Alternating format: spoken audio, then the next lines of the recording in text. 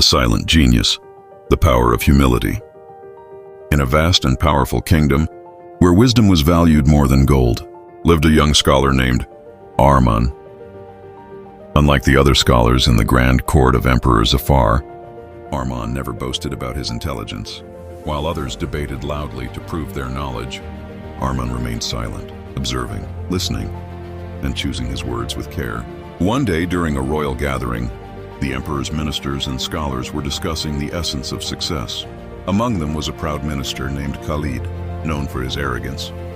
He always believed that intelligence was meant to be displayed, that a man's worth was measured by how well he could make others admire him. Khalid, noticing Arman's silence, smirked. "A scholar who does not speak is like a bird that does not fly," he said.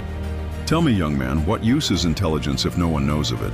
Why do you hide behind silence?" The emperor leaned forward, intrigued. "A fair question," he mused. "Arman, what do you say?" Arman, calm as ever, stepped forward.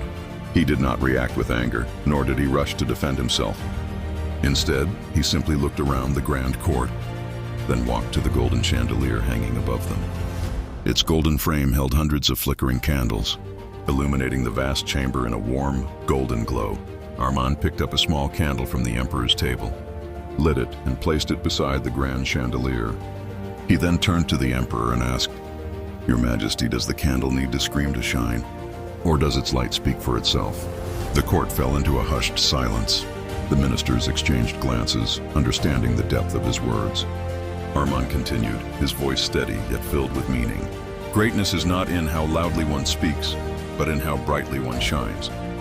A river does not announce its depth, yet it carves mountains. A tree does not declare its strength, yet it bears fruit. The sun does not shout about its brilliance, yet it lights up the world." The emperor smiled, impressed by the wisdom in Arman's words. "True wisdom indeed needs no announcement," he said. But Arman wasn't finished. He turned to Khalid, who was now shifting uncomfortably in his seat. "And yet, my lord, if you believe a man must announce his knowledge, tell me this, when you look at the sky, do the stars that shine the brightest make the most noise? Or do they simply exist, admired by all?" Khalid had no answer. The emperor then rose from his throne and addressed the court. "A fool shouts his greatness, a wise man lets his actions speak. Arman has shown us today that true intelligence, true success, and true greatness need no display. They shine on their own." From that day on, the lesson of Arman spread across the kingdom.